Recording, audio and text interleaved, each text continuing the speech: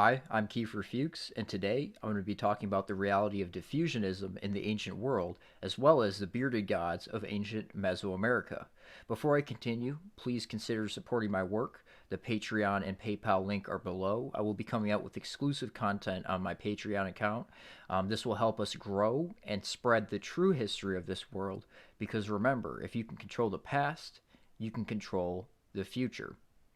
So I wanted to first start off by reading a portion from this Epigraphical Society publication from 1986, volume 15.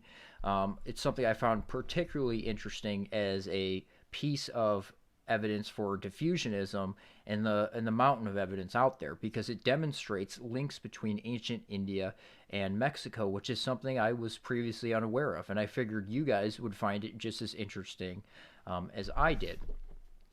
So,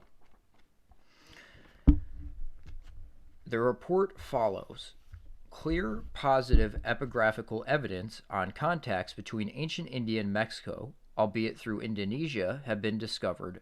The discovery is made by Dr. Barry Fell, President, Epigraphical Society, San Diego, California.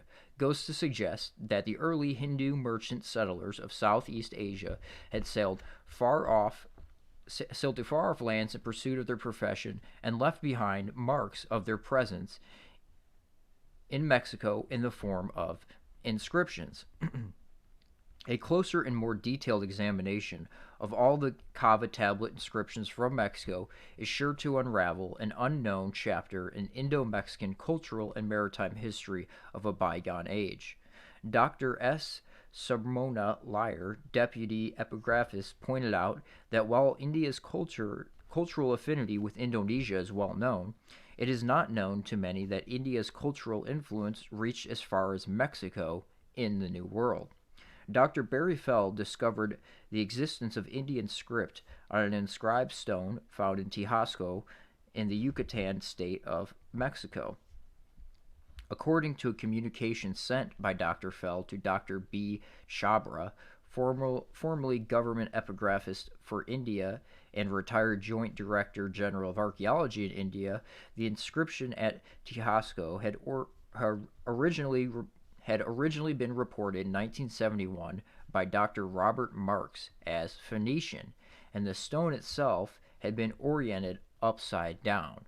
Now that's an interesting common theme we see. Another example would be the Bat Creek stone, which was Paleo Hebrew, but it was being deciphered upside down or attempted to be deciphered, and they were calling it Cherokee, when in reality, if you flipped it over, it was Paleo Hebrew.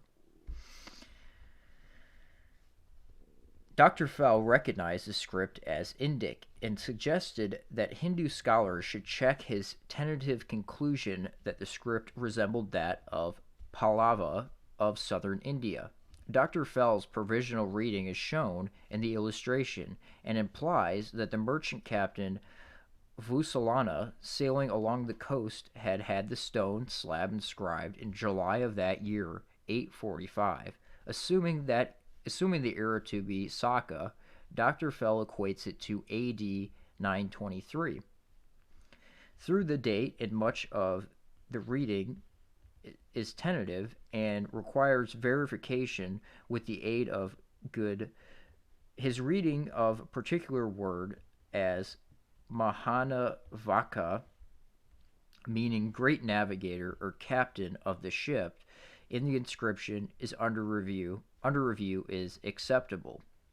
Some of the letters, such as Ja, Ta, Ma, Na, Yi, Sha, Ha, are more or less in the same form as their counterparts.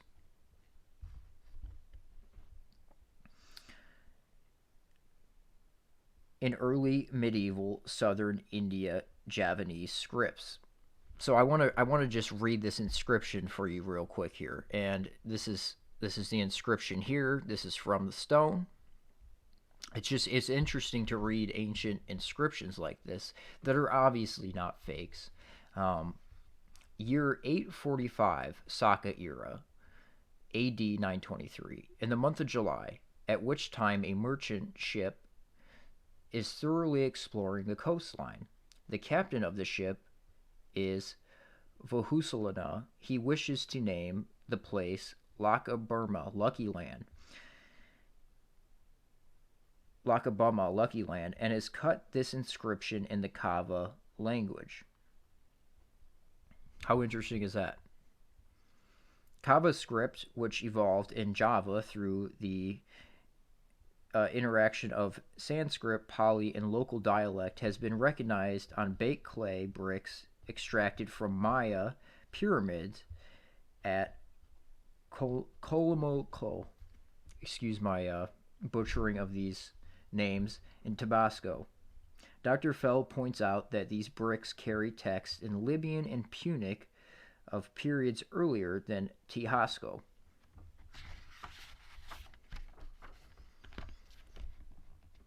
Tehasco texts. These tend to show that Comalacalo served as an important international trading center, drawing captains from both oceans on either of the coastlines of the narrow Tehasco Isthmus. According to Dr. K.V. Ramesh, Director, Epigraphy Archaeological Survey of India, the finds also show that ancient Hindu and Buddhist traders, probably from Java and the other islands of the Indian Ocean at that time, under Hindu influence, had sailed on and across the Pacific Ocean to reach the Isthmus of Tiahuanaco, leading on the Pacific coastline, and then crossing the isthmus to Comalaclo on the Atlantic side. In this connection,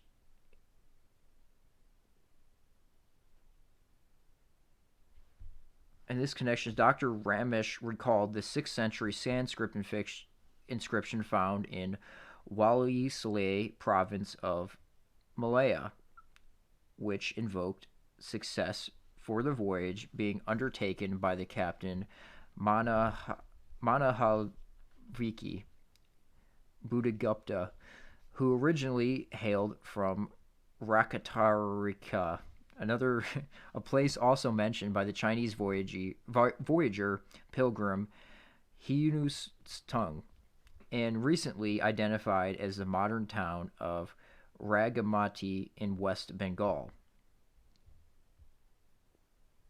According to Dr. C. Servergurmurta in his 1952 work on Southern India scripts, Bull Madras Government Museum, and the paleographic features of the script used by Buddhagupta shows it to date to about the 5th century AD, thus several centuries earlier than the tentative date for the Vusalana text of Tehasco. Both inscriptions refer to their authors as Manahavika, senior sea captain. So, if you know anything about that region of the world, it is well known to be an ancient trading center or melting pot. This is like the Olmec area. So this is an example of the Perry Reese map. I'm sure many of you guys have heard of this before, and it demonstrates accurate. It's an accurate map that was taken by a Turkish admiral in the medieval times, and he claimed that he created it from a bunch of different source maps that were so old they were falling apart. So were these ancient sea captains? Did these ancient sea captains have access to these ancient maps? It's like they knew exactly where they were going. So this is the area here. This is Olmec. So where we're talking about is right in this general area. So this was like a trading post where, as demonstrated by this inscription and all kinds of other evidence, cultures from all over the world were coming and interacting with each other and trading, just demonstrating the reality of diffusionism. So here's some Olmec evidence.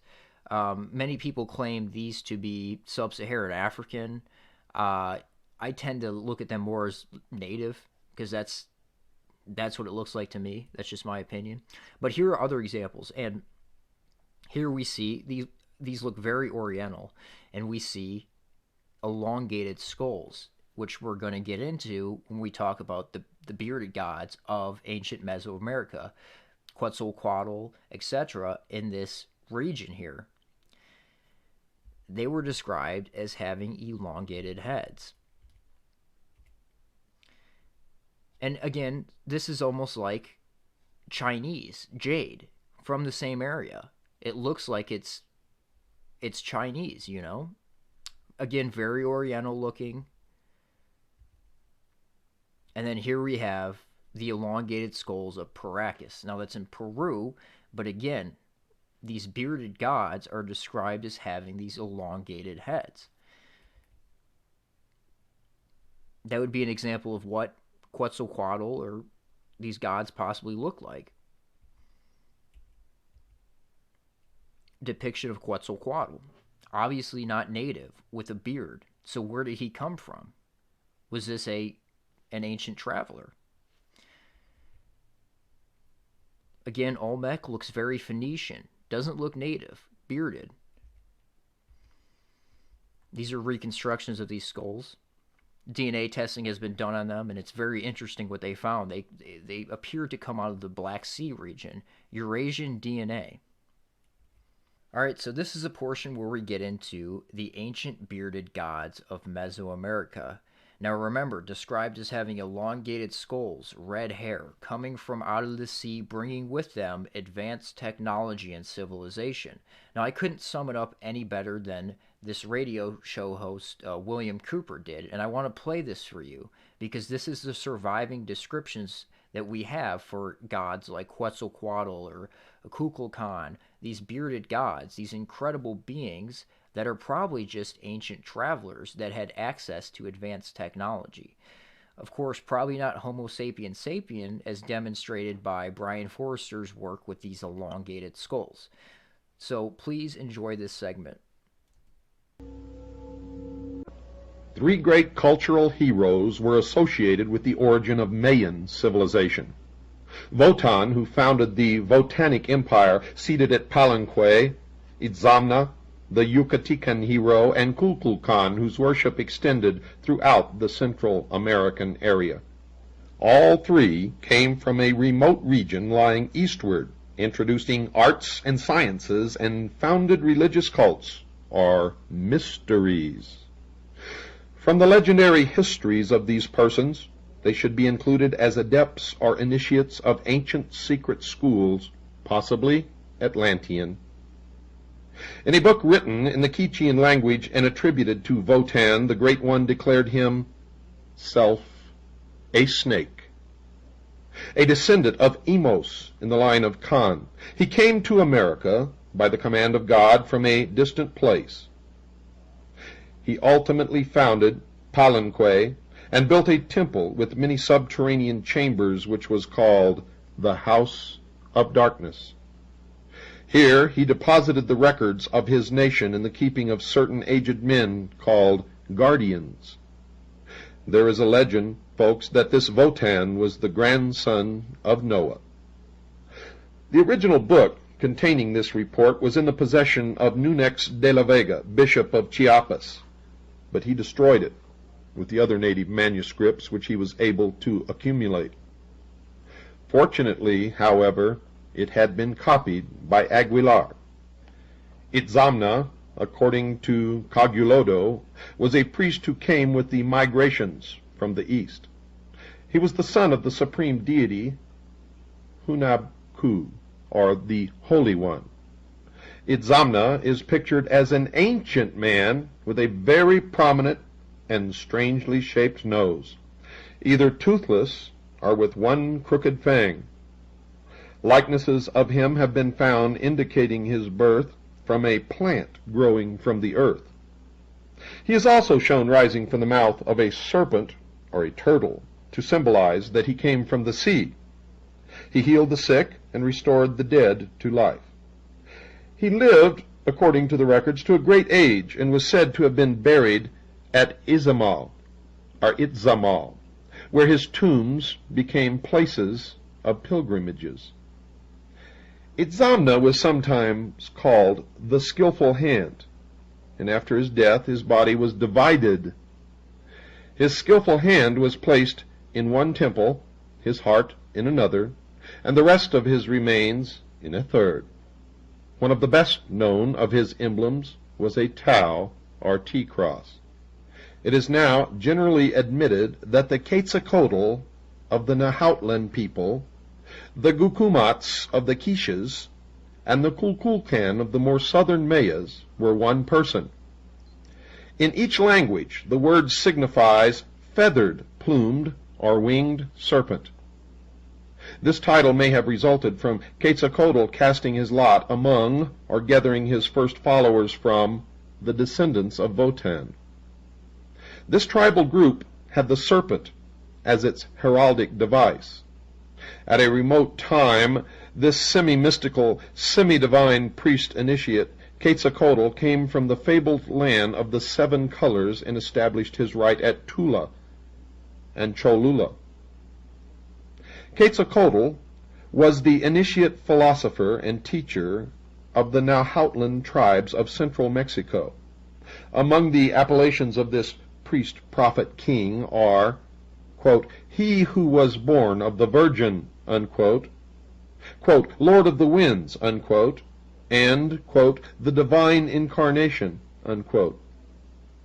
Quetzalcoatl was the son of the universal creator god and the Virgin Xochiquetzal, and his conception was made known by an ambassador from the god of the Milky Way. Torquemada, in his Indian monarchies, described a band of people who came from the north, dressed in long black robes. Arriving at Tula, these strangers were well received, but finding the region already thickly populated, they continued to Cholula. These wanderers were great artists and skilled in working metals. Quetzalcoatl was their leader. Mendieta, in his ecclesiastical history, described Quetzalcoatl as a white man with a strong formation of body, broad forehead, large eyes, and a flowing beard. He wore a mitre on his head, and was dressed in a long white robe reaching to his feet and covered with a design of red crosses. In his hand he held a sickle. His habits were ascetic. He never married, and was most chaste and pure in his life, and it is said to have endured penance in a neighboring mountain, not for its effect upon himself, mind you, but as an example to others. He condemned sacrifices, except of fruit or flowers, and was known as the god of peace, for when he addressed on the subject of war, he is reported to have stopped his ears with his fingers. Fray Bernardino de Sahagun described Quetzalcoatl as very homely, with a long head and a very long beard. There was a recumbent statue of him in the temple at Tula, which was always covered with blankets. His vassals, writes the good Fray, were all workmen in the mechanic arts and skillful in cutting the green stones called chalchivits, also in the art of smelting silver and making other objects. All these arts had their origin and commencement with Quetzalcoatl, who had houses made with these precious green stones called chalchavits, and others made of silver, still others made of red and white shells, others all made of boards, and again others of turquoises, and some all made of rich plumes. Quetzalcoatl also owned all the wealth of the world in gold, silver, and the green stones called chalchavits, and other precious things, and had a great abundance of cocoa trees of different colors, which are called Xochiquetzal. The said vassals of Quetzalcoatl were also very wealthy, and did not lack anything at all. They never suffered famine or lack of corn. In fact, they never ate even the small ears of corn, but rather heated their baths with them, using them instead of firewood. They also say that the said Quetzalcoatl did penance by pricking his limbs and drawing blood, with which he stained the maguey points, that he bathed at midnight in a spring called Zicapea. The interpreter of the Codex Telleriano Remensis said that Quetzalcoatl was created by the breath of Tonacatecotli. Quetzalcoatl was born on the day of 7 Cains, and disappeared or died on the day of 1 Cain. He was identified with the planet Venus. The Codex Vaticanus A says that the hero founded 4 temples, the first for the princes, the second for the people, the third, the house of fear, or serpents, and the fourth, the temple of shame. The Codex Chimalpopoca says that Quetzalcoatl was born as a 9-year-old child. When he resolved to leave Mexico, he reached the seashore, and, removing his clothing and his snake mask of turquoise, destroyed himself by fire. His ashes changed into birds, and his heart became the morning star. He remained 4 days in the underworld, and 4 days as a corpse. After that, he ascended to heaven as a god. It is specifically mentioned by Sakhagan that Quetzalcoatl created and built houses under the earth. Now, traces of subterranean grottos and rooms have been discovered in the vicinity of most of the architectural monuments of the Nahuas. There is a vast complex of such apartments near the Pyramid of the Sun at San Juan, Teotihuacan.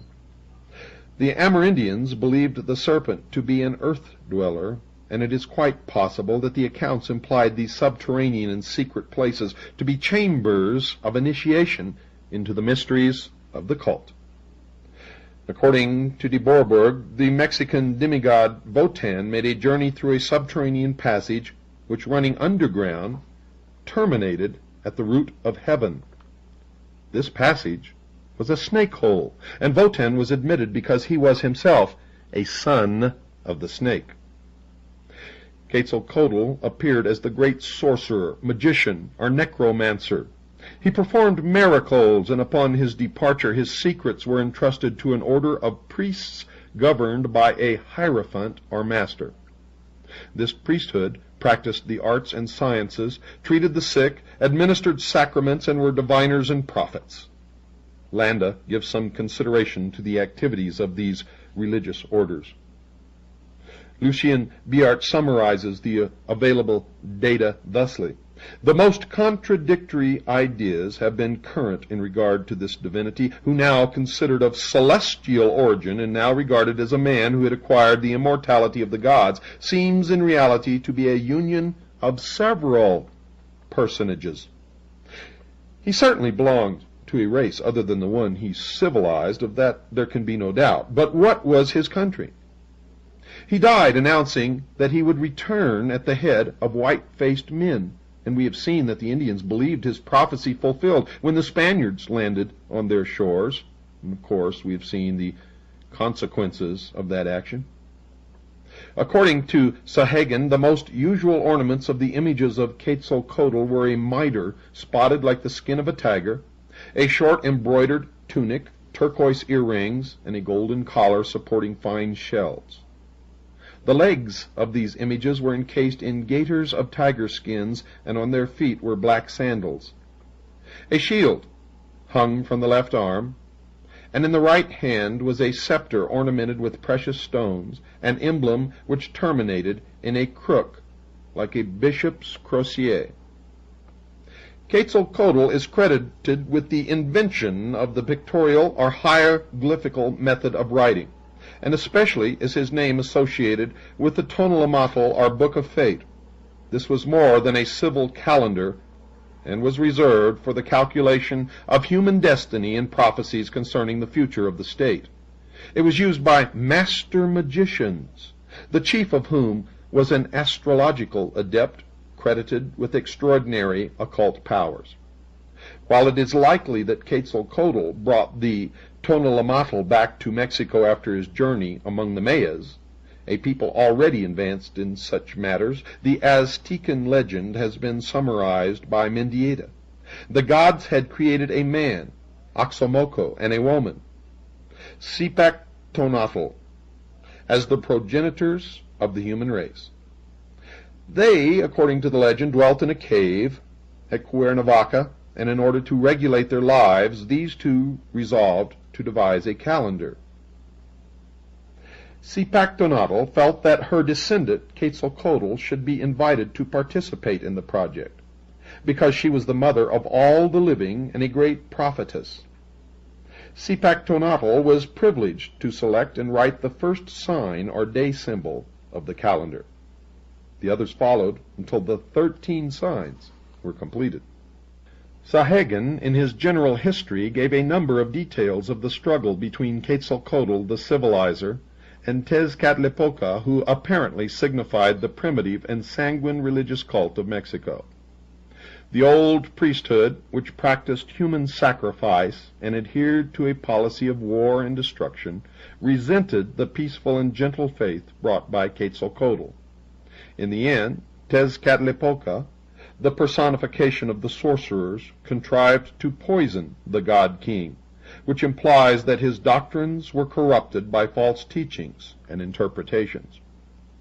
The poison worked slowly and insidiously until Quetzalcoatl, realizing that he could not combat successfully the old perverted priesthood, left Chula, ordering his palaces of gold and silver, turquoise and precious stones to be set afire. Accompanied by a procession of musicians, youths, and maidens bearing flowers, and flocks of singing birds, the old adept journeyed to Cholula, where the Great Pyramid was built in his honor. It was written that the Cholulans deeply admired the great priest because of the purity of his life, the kindliness of his manner, and his doctrines of peace and brotherhood. He remained with them for nearly 20 years, slowly sickening from the poison which was destroying his body. At last he realized that his ministry was coming to an end, so he continued his long journey toward the mysterious city of Tlapalan, from which he had come. He turned toward the east and proceeded to the sea, which he reached at a point a few miles south of Vera Cruz. Here he blessed the 4 young men who had accompanied him, and bade them return to their homes, with his promise that one day in the future he would return and restore his kingdom among them.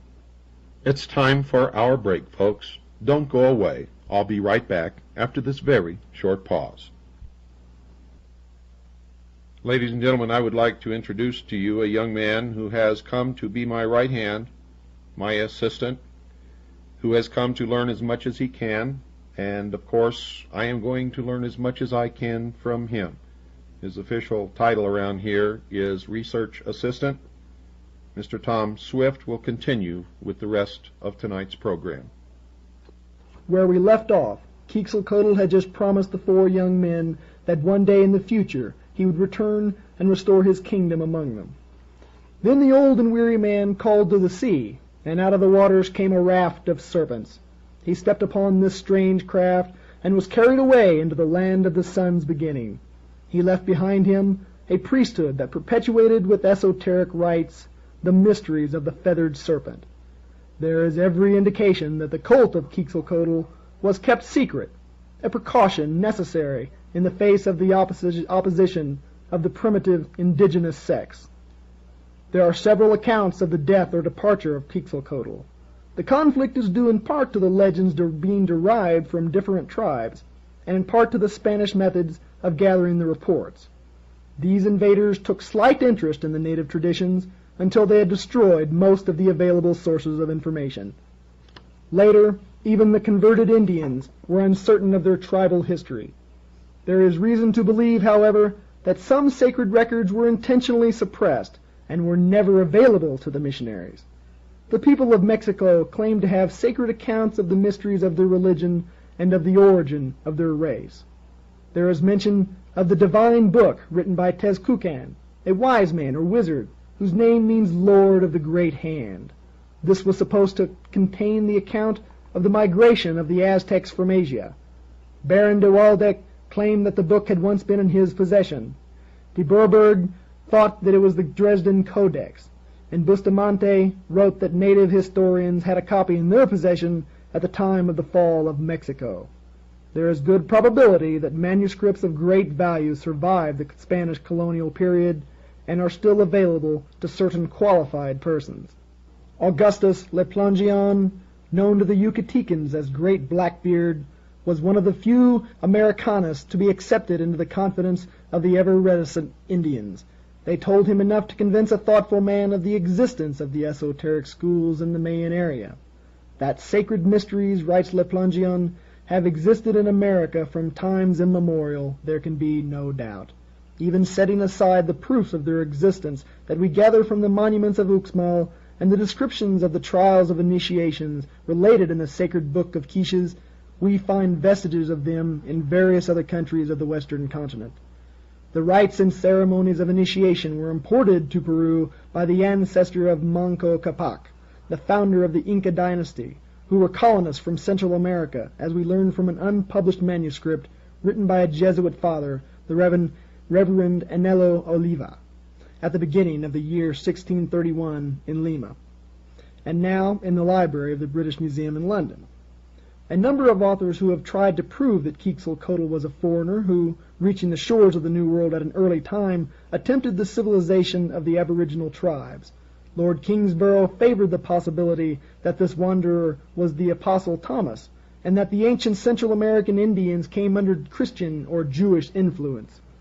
Always deeply concerned with the possibilities of linking the worship in the Americas with the religions of the Near East, his lordship writes, "The Messiah is shadowed in the Old Testament under many types, such as those of a lion, a lamb, a rose, the morning star, or the planet Venus, otherwise called Lucifer, the sun, light, a rock, a stone, the branch, the vine, wine, bread, water, life, the way, and he is recognized in the triple character of a king, a priest, and a prophet.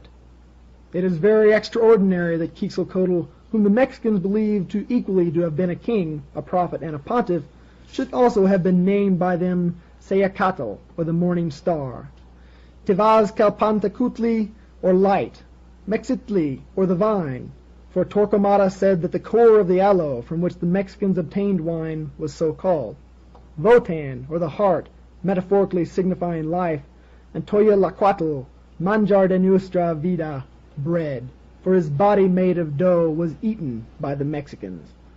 Las Casas, quoting Padre Francisco Hernandez, says that an old Yucatecan described the ancient religion of his people thus, that they recognized and believed in God who dwells in heaven, and that this God was Father and Son and Holy Spirit, and that the Father was called Icona, who had created men and all things, that the Son was called Bacab, that he was born of a virgin called Chiberes, who is in heaven with God.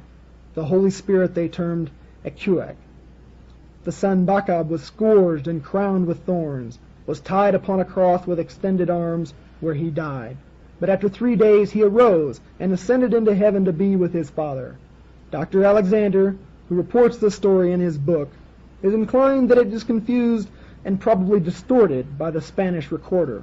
On the other hand, the universal distribution of this basic theme may be explained another way. Among the Lacandones, Quetzalcoatl is still represented as a snake with many heads. There is an account that this snake was killed and eaten at times of great national peril, especially at eclipses, which were regarded as portents of disaster. It was believed by the Mayas that Kukulkan descended invisibly from the sky and personally received the offerings during certain great feasts held in his honor. Daniel Brinton, in his Essays of an Americanist, devoted some thought to the magical powers attributed to the priests of Central America. He mentioned Father Beza and an English priest, Thomas Gage, who reported cases of sorcerers transforming themselves into animals and performing miracles. De Boerberg was not entirely convinced that ventriloquism, animal magnetism, or the tricks familiarly employed by conjurers explained the mysteries of Nagualism, as the black art of these Indians is called.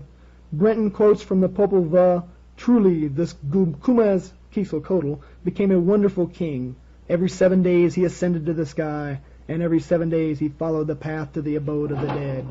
Every 7 days he put on the nature of a serpent, and he became truly a serpent. Every 7 days he put on the nature of an eagle, and again of a tiger, and he became truly an eagle and a tiger." It is evident from available authorities that the Mayas and Aztecs had an extensive body of legendary and lore, which originated in the mysteries of their religion, and proves the existence of an elaborate system of secret rites and ceremonies. In the form of a feathered snake, Quetzalcoatl overshadowed a dynasty of rulers and priests, some of whom later assumed his name and even his masked symbol. These later Quetzalcoatls have been confused, like the Zoroasters of Persia, into one person, with the resulting conflict in dates. Recent excavations would indicate that the cult of the feathered serpent was established before the beginning of the Christian era and did not arise in the 10th or 11th century A.D. as held by some modern archaeologist. It is more likely that the ancient hero was said to have been reborn or to have overshadowed a later leader of the nation. All of the accounts imply that the religious order which served the mysteries of Quetzalcoatl was long established. Those who followed in the way which he had prescribed lived most severe lives. Children were consecrated to his temples from their birth and were marked by a special collar. At the end of the 2nd year the child was scarified in the breast. When it was 7 years old it entered a seminary where it took vows covering personal conduct and public duties, including prayers for the preservation of its family and its nation. There were many of these priestly brotherhoods, and the Spanish missionaries, in spite of their theological prejudices and intolerances, were forced to admit that the Aztecan priests were excellent scholars and lived austere and pure lives. It is said of these missionaries that in Quetzalcoatl, who taught charity, gentleness, and peace, they thought they saw a disciple of Jesus Christ. The kings of the Mexican nations, like those of ancient Egypt, were also initiates of the state mysteries. Torquemada described the attainments of Naza-Hualapili, the king of Texuco. This learned man gathered about him masters of the sciences and arts, and gained a wide reputation as an astrologer and seer. When Montezuma was elected to rule over the complex of Nahuatl nations, King Naza-Hualapili stood before the young man and congratulated the entire nation for having selected such a ruler, whose deep knowledge of heavenly things ensured to his subjects his comprehension of those of an earthly nature. The interpreter of the collection of Mendoza described Montezuma as, by nature, wise, an astrologer and a philosopher, and skilled and generally versed in all of the arts, both in those of the military as well as those of a civil nature, and from his extreme gravity and state, the monarchy under his sway began to verge towards empire.